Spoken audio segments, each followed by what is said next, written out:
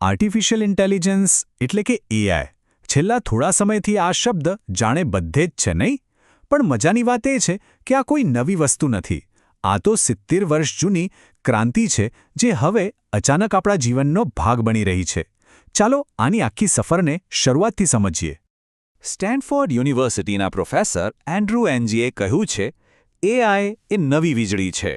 અને આ વાત ખરેખર એઆઈના પ્રભાવને એકદમ સચોટ રીતે સમજાવે છે. જે રીતે વીજળીએ દુનિયાના દરેક ઉદ્યોગને બદલી નાખ્યો, બસ એ જ રીતે એઆઈ આજે દરેક ક્ષેત્રમાં પરિવર્તન લાવી રહ્યું છે. પણ અહીં એક મોટો સવાલ ઊભો થાય છે. જો આ બધું 70 વર્ષથી ચાલી રહ્યું હતું, તો અચાનક અત્યારે જ કેમ એઆઈમાં આટલો મોટો વિસ્ફોટ થયો છે?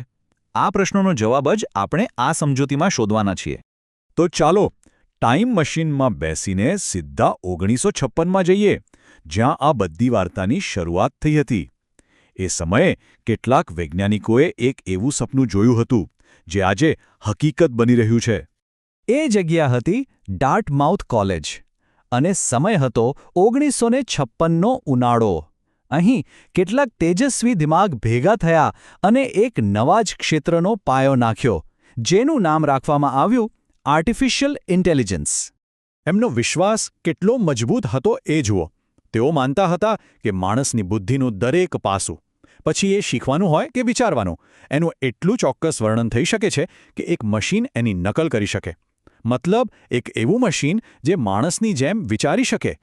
અને એમના લક્ષ્યો પણ કંઈ નાના નહોતા. જરા જુઓ તો ખરા, મશીનો આપણી જેમ ભાષા વાપરે, નવા વિચારો બનાવે, એવી સમસ્યાઓ ઉકેલે જે ફક્ત માણસો જ ઉકેલી શકતા હોય, અને સૌથી અગત્યનું, એ પોતાની જાતને જાતે જ સુધારે. આ તો ખરેખર એક બહુ મોટું સપનું હતું. પણ દરેક મોટા સપનાની જેમ આ સફર સીધી નહોતી. એક સમય એવો આવ્યો જ્યારે આખી એઆઈની દુનિયા પર જાણે બરફ જામી ગયો. આ સમયગાળાને એઆઈ વિન્ટર્સ તરીકે ઓળખવામાં આવે છે. અને આ કોઈ 1-2 વર્ષની વાત નહોતી.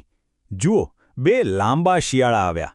એક 1974થી 80 અને બીજો 1987થી 93. આ એ દાયકાઓ હતા જ્યારે એઆઈ માટેનું ફંડિંગ સુકાઈ ગયું અને લોકોનો ઉત્સાહ પણ ઠંડો પડી ગયો. તફાવત કેટલો મોટો હતો એ જુઓ. 1956માં વચન હતું કે મશીન માણસ જેવું બની શકે છે, અને 1973માં ધ લાઇટહિલ રિપોર્ટે કહી દીધું કે એઆઈ તો પોતાના મોટા મોટા ઉદ્દેશ્યો પૂરા કરવામાં સાવ નિષ્ફળ રહ્યું છે. આશામાંથી સીધી નિરાશા. તો આવું થયું કેમ? ગુનેગાર હતો કોમ્બિનેટોરિયલ એક્સપ્લોઝન.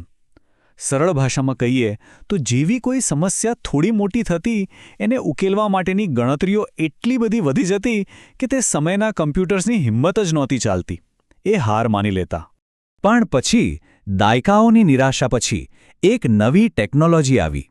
એક એવું એન્જિન જેણે એઆઈના શિયાળાને ઓગાળી નાખ્યો. આ ક્રાંતિ કોઈ નવા સોફ્ટવેર કે અલ્ગોરિધમથી નહોતી આવી. એ આવી હતી એક નવા હાર્ડવેરથી. ગ્રાફિક્સ પ્રોસેસિંગ યુનિટ એટલે કે જીપીયુ. આને આમ સમજી શકાય. સીપીયુ એટલે એક સિંગલ લેન રોડ, જેના પર એક સમયે એક જ ગાડી જઈ શકે. જ્યારે જીપીયુ એ તો એક મલ્ટીલેન સુપર હાઈવે છે, જેના પર હજારો ગાડીઓ એક સાથે દોડી શકે. એઆઈને આ જ સ્પીડની જરૂર હતી. અને આ માત્ર સ્પીડની વાત નથી, કાર્યક્ષમતાની પણ વાત છે. આ ચાર્ટ જુઓ. જીપીયુ સીપીયુ કરતાં 4.5 ગણો વધારે એનર્જી એફિશિયન્ટ છે. મતલબ ઓછી વીજળીમાં અનેક ગણો વધારે કામ.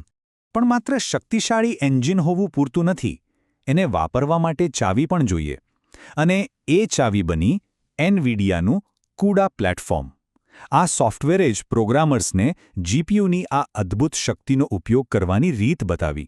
અને જીપીયુ અને કુડાની આ જોડીએ મળીને ડીપ લર્નિંગની ક્રાંતિને જન્મ આપ્યો. વર્ષ હતું 2012. એલેક્સનેટ નામના એક ન્યુરલ નેટવર્કે, જેને સામાન્ય ગેમિંગ જીપીયુઝ પર ટ્રેન કરવામાં આવ્યું હતું, તેણે ઇમેજ રેકગ્નિશન એટલે કે ચિત્રો ઓળખવામાં બધા જૂના રેકોર્ડ્સ તોડી નાખ્યા. બસ આ જ ક્ષણ હતી જેણે આધુનિક એઆઈ યુગનો પાયો નાખ્યો. આને એલેક્સનેટ મોમેન્ટ કહેવાય છે. આ સફળતા પાછળ આ 3 દિગ્ગજોનો હાથ હતો: જ્યોફ્રી હિન્ટન, યાન લેકુન અને યોશુઆ બેન્જીઓ. જ્યારે આખી દુનિયા એઆઈને ભૂલી રહી હતી, ત્યારે આ લોકો ચૂપચાપ પોતાનું કામ કરી રહ્યા હતા. જીપીયુની શક્તિએ એમના દાયકાઓના સંશોધનને જીવંત કરી દીધું. જીપીયુના કારણે એઆઈ બનાવવાની આખી પ્રક્રિયા જ બદલાઈ ગઈ. હવે 3 મુખ્ય સ્ટેપ્સ છે.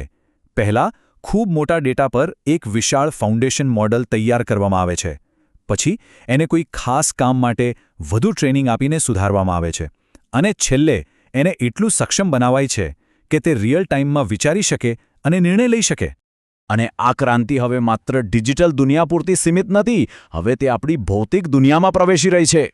શરૂઆત થઈ જનરેટિવ એઆઈથી.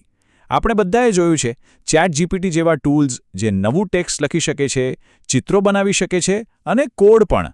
આ પહેલો તબક્કો હતો. પણ હવે આવી રહ્યું છે એજન્ટિક એઆઈ. આ એવી સિસ્ટમ્સ છે જે માત્ર જવાબ નથી આપતી પણ આપણા માટે કામ પણ કરી શકે છે. એક એવા ડિજિટલ સાથીદારની જેમ જે આપણી આસપાસની દુનિયાને સમજી શકે, વિચારી શકે અને આપણા વતી કામ કરી શકે. અને આગલો પડાવ એ છે ફિઝિકલ એઆઈ, એટલે કે આ બુદ્ધિમત્તાને રોબોટ્સમાં મૂકવામાં આવશે. અને જ્યારે આવું થશે ત્યારે તે આપણા ઉદ્યોગોને, આપણા અર્થતંત્રને બધું જ બદલી નાખશે. જરા આ આંકડા પર નજર તો કરો. 2050 સુધીમાં 1 અબજ હ્યુમનોઇડ રોબોટ્સથી $5 ટ્રિલિયન આવક થવાનો અંદાજ છે. આ આંકડો પોતે જ આ ક્રાંતિની વિશાળતા દર્શાવે છે. તો 76 વર્ષની આ સફર આપણને અહીં સુધી લાવી છે. આપણે એવા મશીનો બનાવ્યા છે જે શીખી શકે છે, વિચારી શકે છે અને કામ પણ કરી શકે છે. પણ એક સવાલ હજુ પણ બાકી છે. શું કોઈ મશીનમાં ક્યારેય આત્મા હોઈ શકે છે?